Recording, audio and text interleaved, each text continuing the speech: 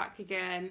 Hope you're all doing well. Thank you very much for everybody who's been liking, subscribing, commenting. If you've not watched the last videos, please go back and watch them. If you're new here, welcome. This series is aimed at guiding you through the Foundation Program 2022, or just pretty much giving you an idea of how it works. So please, while you're here, click the like button, subscribe to our channel if you haven't, and let's enjoy the show. Alright, so our video today is focusing on the exams that you need to take. If you watched the very first video when I talked about the summary of the whole process, you would remember that I mentioned that the exam isn't, the process is not the same for everybody. Some people would only write one exam, and some others might need to write 5 exams. Yeah, so it's very, very different for everybody. So the number of exams that you potentially need to take, but yeah, that would vary depending on your own personal circumstances. So the aim of this video today is to walk you through the exams, let you know when or if you're required to take these exams, and give some tips or tricks.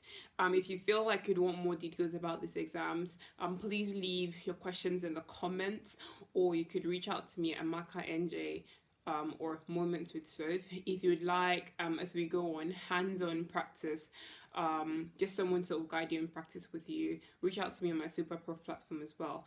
I think at this point it would be very important to also mention that there is a Telegram support group. It was very, very beneficial for me when I was going through my own journey, more so because I was able to find a couple of people to work with and practice with. So I would leave a link to that in the description as well. So there's a Telegram group for those who would like people to sort of walk with and just sort of ask questions to a larger audience, if that's what you would like. All right, so going straight to the point. The very first exam that you potentially need to take is the IELTS, and that's the first one because you need your IELTS to be able to pass through the eligibility stage. So if you don't have your IELTS or your OET and you're required to, you're automatically screened out, and there's no points, from then on, except you're waiting until the next year. I've had a number of people say that the process is very long. Yeah, and it's very compressed, and that is the truth. It's a very intensive process that if you want to do it in a year, you're doing a lot of things at once and in a short period of time. But I guess you always have the option to sort of stretch it out, and if that's the case, that's totally fine. So always be, walk at your own pace. You don't need to let anybody stress you or pressure you into doing what would not really work for you. If you think that the pressure is going to be too much for you, you could probably just start writing 2 or 3 of the exams. So the next year you have, something else to do. But remember that something else you're doing cannot be an internship, otherwise you're automatically deemed ineligible for the next year. So yes, it is a stressful process. It's a very daunting, long, compressed process. It's also very, very delicate because one little mistake could mean that you're screened out and you have to wait for the next year. And I know that is a very awful place to be in because I've been there. But at the same time, not everybody has that luxury. For those who are not residents in the UK, it's also a very expensive process because you have a number of exams you need to write. Some are free, but most of them you need to pay for. You also need to factor in the prices of visas down to the UK, or flights, accommodation, food, transport, things like that. So it is an expensive process, and also it's a high pressured process. So make sure that this is what you want to do, but I am leaving proof that it is something that can be done. So, and I know somebody who wrote 2 of her exams back to back. So people do this, and you can do it as well. You just need to know that this is what you're going to be doing, and that this is one reason why you would need that support system, why I mentioned the support group earlier. Check the description for the link. And you just need to know you're not alone, basically. I'm always there, obviously, if you need someone to talk to or ask questions, just leave me a message or leave a comment down, or reach out to me on my Superprof platform, and yeah, we could just have a chat about it. You'll be fine if you decide to go through it. You just need to make sure that you're on your A game all through, okay? So just listen it out. The exams you need to write, the first one is the IELTS. Some people would need to write the PLABs, so that will be PLAB 1 and PLAB 2, so that's 3. Sorry about this. Some people would need to write what's called the National Clinical Assessments, or NCA. Some other people call it CSA. So it's the same exam, so that's 4. And then everybody needs to write the SJT, so that's 5 exams, right? 5 exams. Again, the IELTS, PLAB 1, PLAB 2, the NCA, and the SJT. Now, once you're done with this whole phase, you now start preparing for another exam called the PSA. And then you need to do your ALS. Now, those ones are fine. Those come after you've done the process, so don't worry about them. So you're preparing potentially for 5 exams or 1, 2, 3 exams, right? Okay, so I'm hoping that if you're already down to this stage, you should have already written your IELTS, or you're getting ready to write it. You have your date books, basically. So the IELTS is out of the way. The next thing you do is you'd actually start the application process. Now, when you apply, I think the application window itself for the main application opens sometime in September. So when you're applying, you would need to indicate a couple of things. Based on what you indicate, they will let you know if you have to sit the NCA or not.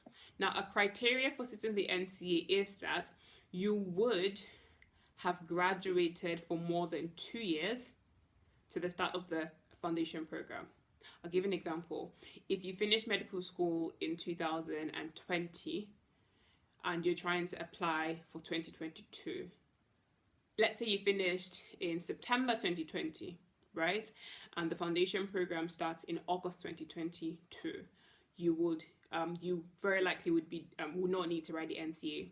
But if you graduated in, let's say, June 2020, and this program starts in August 2020, that would be more than 2 years, so you would need to write the NCA, right? So, but they would let you know if you are going to write that or not.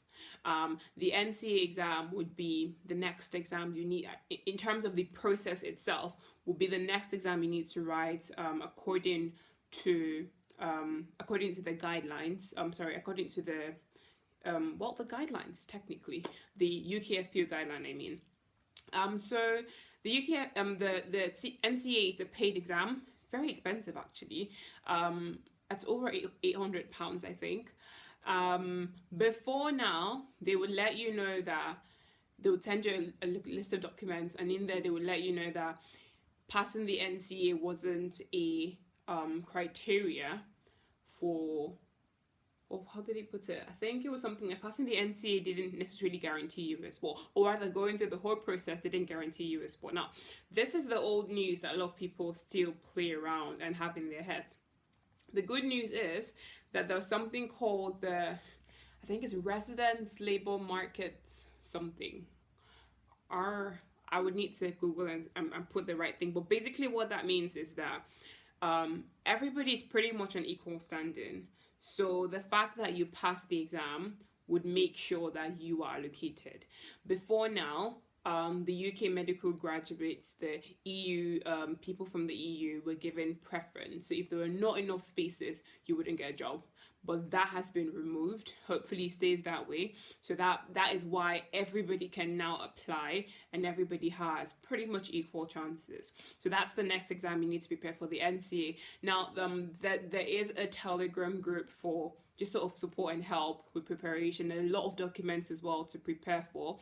But so the NCA basically is an OSCE exam, and what you're going to be doing is to testing your clinical skills on procedures, on prescription, on examinations, on your communication, right? So they want to see how well you do under those conditions. That's not all, but that's a list of some of the things they test. There are a lot of videos on YouTube that could help you with this. The support group is there to find people to practice with. I have personally also helped a lot of people with practice for this. So if you feel like you want somebody to practice with, or you want somebody to sort of walk you through and coach you through, again, write me on my Superprof platform or leave a message, and we could figure out if it's compatible and we could work on that. So that's for the NCA. The next exam you need to write would be the SJT. Now for the SJT, everybody needs to write that one. I believe there will be 2 windows. The strangest thing happened when I made the second video. There was a timeline, but for some reason it was removed from the website. So if you want to have a copy of that timeline, please go back to my I think it was the second video. Please go back to the second video, the one where I share my screen, and you could take a screenshot of that because it was removed from the website for some reason. So you basically are working with that guideline, and based on that guideline, on that timeline, sorry, there were two booking windows for the SJT. I don't know if it's going to change or it's going to stay the same, but yeah, keep your eye out for that. SJT tip. I would recommend that if you are a kind of person that perhaps has issues taking tests, or you've had some kind of issues, you would need to apply for something. You should consider applying for something called a special circumstances. So basically, it would let them know that you have this issue or you have troubles with this, and they need to make considerations that work in your favor. So they might give you extra time. If you're somebody who can't stay for long hours without food, they might allow you carry food in or something, maybe give you a quiet room. So consider doing that if you think you're going to need adjustments in the SJT. Another tip I would say is the SJT is a very interesting exam. It's not necessarily a medical exam, it's an ethical exam. So they're trying to see what you would do in various situations. SJT stands for Situational Judgment Test. A non-medic might do better in an SJT than you will. It's just about putting the right, what they think is the right thing to do, or what ideally would be the right thing to do. When I did mine, it was very interesting because we didn't even have the format was changed, and we didn't have answers to the sample questions. There was a seminar I went for, and everybody had different answers to everything, right? So it's a very subjective exam, but you need to still practice for it. There are very good resources that are available. There's the Oxford Handbook. There are a couple of other books. There's there are some organizations that run courses as well. My advice is practice as much as you can. For some reason, I just wanted everything done and over with. So I think I booked for the first or second day. In retrospect, I feel like I should have waited and booked for the later ones because that would have given me more time to practice. I didn't do badly in the SJT, but I was expecting to get like 45 or something like that, but I didn't. So yeah, I think give time to practice for this exam because the SJT is a very, very important part of your whole assessment. You're scored over 50 and your mark can really determine if you are excluded from the process, if you are on the reserve list, or if you get into your first choice deanery. I swear my case was God. That's just all I could say. I was blessed, lucky enough to get into my first choice all the way. But yeah, that was God. So I feel like if you really want to put your best foot forward and improve your chances, try and make sure that you have that much practice for the SJT. Remember, I said it's a subjective exam, so you can't really. People say you can't really prepare for it, but I think you get accustomed to the patterns and the answers, and that just sort of comes to you. It's also very, I think, or maybe it's just me, I was pressed for time in the exam. But I know people who said they finished in like 1 hour, with 1 hour to spare and things like that. So if you're not the fastest test taker, make sure you practice a lot for the exam. Make sure you do the practice, the sample practice questions that would be on the website, and just prepare as much as you can, and you should be fine. It's a very, very important part of the exam. It has 50% of your marks. So yeah, give it your best. So everybody needs to write the SJT. It's a free exam. When it's time, all you need to do is register and then schedule your test, and then you go there. Now, I think the SJT can be taken across different centres in the world because it's done on Pearson VUE. I know that was what happened last year. I don't know if that's been happening, previously, but hopefully that's an exam you could take online. I hope, and that would save you time coming down to the UK for that if you don't live in the UK normally. But it's a very important exam, so make sure that you put your best foot forward with that one. Okay, so I think that's down with the exams that people who are exempt from PLAB would need to take. Now, down to the PLABs. Everybody needs to take PLAB as long as you are an IMG. Well, an IMG that did not study in an EU university, you would need to take the PLABs. Now, I already have videos on the PLAB, PLAB 1 and PLAB 2, the PLAB process, so I'm just going to run through tips and tricks. So one issue with booking the PLAB exam right now is that for some reason there seem to be no spaces, but don't be afraid. Thankfully the UKFP and the GMC have been liaising to help candidates actually get spaces. So when you're ready for your PLABs, the first thing you need to do is go and register for a GMC online account. You put in your details, and then you go into, I think, examinations, and you try to book your exam. Now, if you notice that you're not able to get a date, that's fine. All you need to do is write the UKFP. I put in the email address before, help desk. So write the help desk, and then you just allow them to sort of schedule you in. So thankfully they've been doing that for a while, so they would help you get a space. Now, in the past, they give you deadlines, meaning that they give you a deadline to pass your PLAB 1, a deadline to pass your PLAB 2. I know people who have been screened out because they did everything right, but they were not able to pass PLAB 1 or PLAB 2 at the last minute. I know people that have already gotten allocations, but they lost out because they failed one of these exams. Now, these exams, I really don't know how the PLAB 1 is now, because I did mine a long time ago. And a lot of things have changed. So I always refer people back to the general big PLAB group on Facebook. I'll see if I could put a link down in the description. So go there. I think there was a PLAB Telegram group as well. I don't have access to that anymore. And practice. Lots and lots of practice. People pass this exam after 3 months of study, 1 month of study. So try and understand what kind of a study, what kind of a learner you are, and just practice and try and pass it. One additional resource I would like to add is FourteenFish.